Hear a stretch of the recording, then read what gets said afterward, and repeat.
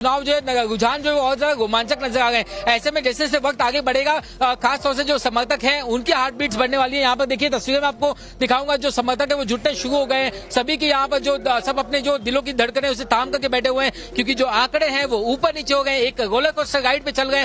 कभी ठाकरे बंधु जो है वो आगे नजर आ गए, तो कभी बीजेपी जो है वो अपने लीड बनाते हुए नजर आ रही है। फिलहाल लगातार यहाँ पे अनाउंसमेंट किया जा रहा है और जिस तरीके से लेटेस्ट जो रुझान आ गए उसके मुताबिक दोनों ही अलायंस के बीच में, मैं यहाँ पर कांग्रेस को जो है एक अलायंस का हिस्सा मान रहा हूँ। ये मान के चल रहे हैं कि अगर वो चुनाव के बाद अगर साथ में आ जाते हैं ठाकरे बंधु के साथ, तो जो मार्जिन है वो महज 5 सीटों का ही नजर आ गया। इसीलिए मैं इसे कांटे की टक्कर बता रहा हूँ। लेकिन अगर जो एग्जिस्टिंग अलायंस है उसकी अगर बात करें तो निश्चित तौर पे बीजेपी शिंदे की जो महायुति है वो एक बड़ी लीड के साथ आगे चलती हुई दिखाई दे गई है। बिल्कुल राकेश, एक अपडेट जो मालाबार हिल से सामने आ रहा है उस पर भी जरा आपसे जानकारी चाहूंगी, क्योंकि मालाबार हिल में मारवाड़ी, गुजराती, जैन ये जो वोटर्स हैं उनका बहुत बड़ा फैसला होता है, उनके हिसाब से यहाँ पर तय होती है दिशा। बीजेपी का मालाबार हिल का जो वार्ड है वो गढ़ माना जाता है। ऐसे में ठाकरे ब्रदर्स ने लगातार कोशिश की, लेकिन ऐसा लग नहीं रहा है कि बीजेपी के किले में यहाँ सेंध लगा पाए हों, क्योंकि बीजेपी उम्मीदवार यहाँ से आगे चल रहे हैं मालाबार हिल की बात करें तो।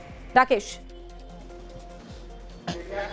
बिल्कुल, खास तौर से हमने कल मतदान के दौरान जितने लोगों से मलबार हिल में बातचीत की थी, हर किसी का यही कहना था कि हमारे लिए जो है जाति का मुद्दा, हमारे लिए धर्म का मुद्दा वो अहम नहीं है, हमारे लिए विकास का मुद्दा अहम है। कहीं ना कहीं जो बेसिक एमिनिटीज का जो मुद्दा है वो उनके लिए सबसे ज्यादा अहम है। और खासतौर से जो पॉश क्राउड है वो निश्चित तौर पर वो एक आइडियोलॉजी के साथ चलता है, वो एक कट्टर जो वोट बैंक होता है, जो एक साथ किसी के साथ होता है तो जल्दी कहीं और वो जाता नहीं। यही वजह है कि उसमें ठाकरे बंधु जो है वो सेंध नहीं लगा पाए, ऐसी तस्वीर जो है वो शुरुआती रुझान में आ गई है। और निश्चित तौर पर कई सारे इलाकों में जब बातचीत की तो बहुत ज्यादा जो लोग थे वो यही कह रहे थे कि हम खास तौर से जितने जो गैर मराठी हैं वो यही कह रहे थे कि हमारा जो वोट है वो विकास के लिए है, मुंबई के लिए है, बीएमसी के लिए है। जो आदमी ज्यादा अच्छा काम करेगा उसको हमें वोट देना है। तो कहीं ना कहीं ये महाराष्ट्र का जो पैटर्न है वोटिंग का वो हमने पहले भी देखा है कि वो मुद्दों पर बहुत ज्यादा आगे बढ़कर वोट करते हैं। हमने पहले भी देखा है, निगम के चुनाव हो या फिर विधानसभा के चुनाव हो। बड़ी खबर यह है कि मुंबई के विक्रोली से खबर यह है कि सकीना यहाँ पर आगे चल रही है, उद्धव गुट की उम्मीदवार हैं और विक्रोली से सकीना शेख आगे चल रही है। उद्धव गुट की उम्मीदवार सकीना शेख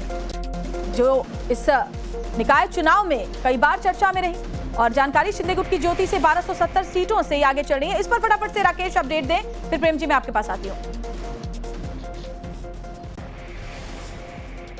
मैं आपको यहाँ दिखा रहा हूँ कि यहाँ पे कुछ शुरुआती रुझान आए, उसमें कोई पार्टी है जिसे लीड यहाँ पे मिली हुई है, शायद इसके लिए जो यहाँ पे जश्न चल रहा है। बताइए कौन सी पार्टी से? हमारा शिवसेना, धनुष्यबाण, वर्षा टेंडुलकर, एकनाथ शिंदे, वार्ड हमारे एकनाथ शिंदे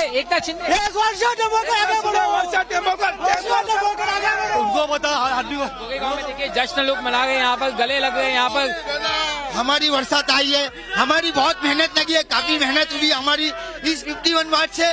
मेरा नाम अशरफ अब्दुल पटेल है, हमने इस वार्ड से बहुत जीता है, काफी मेहनत की है। तो यहाँ पर देखिए इस सीट पे जो है खासतौर से शिवसेना जो है उसकी लीड नजर आ गई। यही वजह कि यहाँ पर जो लोग एक दूसरे को कंधे पे उठा गए हैं, यहाँ पे जश्न मना गए हैं। ये काउंटिंग सेंटर के बाहर की ये तस्वीरें हैं जहाँ पर तमाम जो शिवसेना के समर्थक है वो आ गए। और एकनाथ शिंदे की जो यहाँ पे जो इस सीट पे जो लड़ाई, बिल्कुल सही कह रहे हैं आप। प्रेम जी फटाफट से आपसे ये समझना चाहूंगी, क्योंकि हमने पहले भी जो पैटर्न वोटिंग का देखा है, भले ही आप वहां पर ये बात कर सकते हैं क्योंकि बड़ा प्रभाव मुस्लिम वोटर्स का है, तो उसी के आसपास जो आंकड़े हैं वो मराठी वोटर्स के भी हैं, उत्तर भारतीयों का वोटर्स भी बहुत बड़ा एक वहां रोल प्ले करता है। लेकिन जो पैटर्न विधानसभा चुनाव में या फिर हम निकाय के चुनाव की बात करें तो लोग मुद्दों पर ज्यादा यहां पर वोट करते हुए नजर आ रहे हैं। खासतौर पर जो पॉश इलाके हैं वो बयानबाजी पर नहीं जाते हुए दिखाई पड़े हैं। इसके पहले भी कुछ वैसा ही ट्रेंड इस बार भी आपको दिखाई दे रहा है प्रेम जी?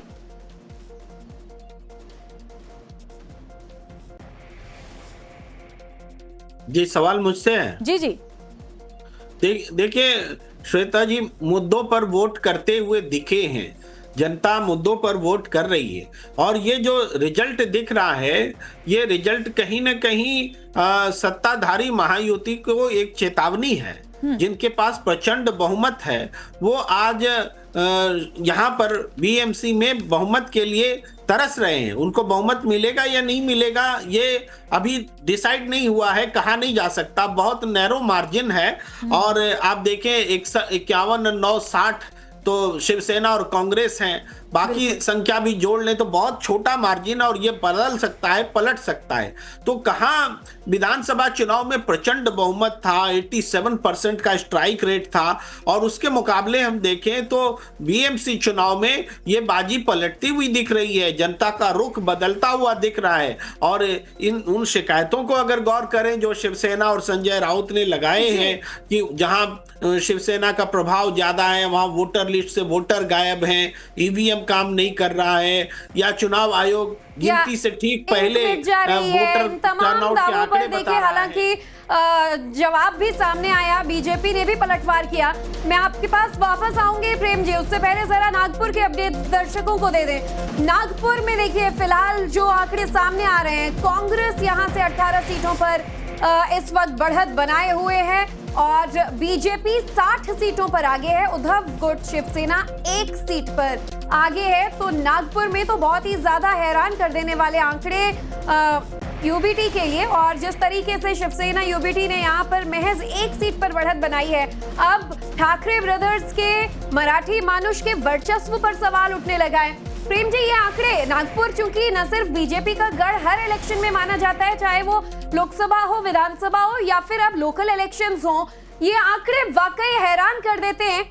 मैं आपके पास वापस आऊंगी, लेकिन कुछ और अपडेट्स श्वेता आप सुन पाई हो तो जो बिल्कुल। बड़ी खबर ये है कि अजित पवार गुट भी अब 5 सीटों पर आगे चल रही है। तो ये बड़ी जानकारी, एनसीपी अजित पवार 5 सीटों पर इस वक्त आगे चल रही है, क्योंकि 94 सीटों पर एनसीपी अजित पवार गुट ने अपने कैंडिडेट्स उतारे थे, जिनमें से 5 सीटों पर उन्हें अभी बढ़त मिलती हुई दिखाई दे रही है। तो ये अपडेट्स लगातार सामने आ रहे हैं। और राकेश, इन सीटों के पुणे में बीजेपी 38 सीटों पर आगे है, एनसीपी अजित पवार 5 सीटों पर आगे हैं। जरा ये जो आसपास की इंपॉर्टेंट सीट्स हैं उसके बारे में क्या अपडेट्स आपके पास राकेश आ रहे हैं, जरा वो फटाफट से अपडेट्स दे दर्शकों को।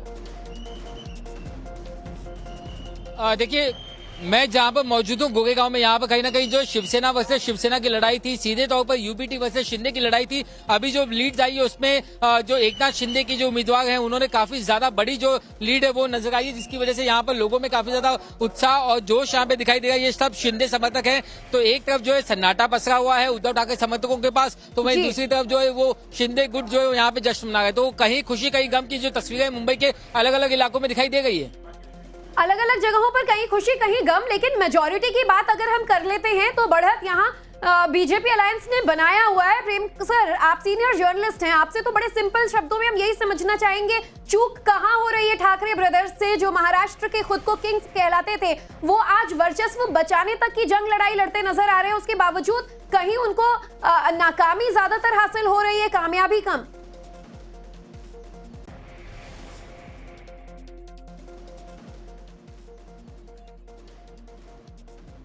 प्रेम जी, सवाल आपसे।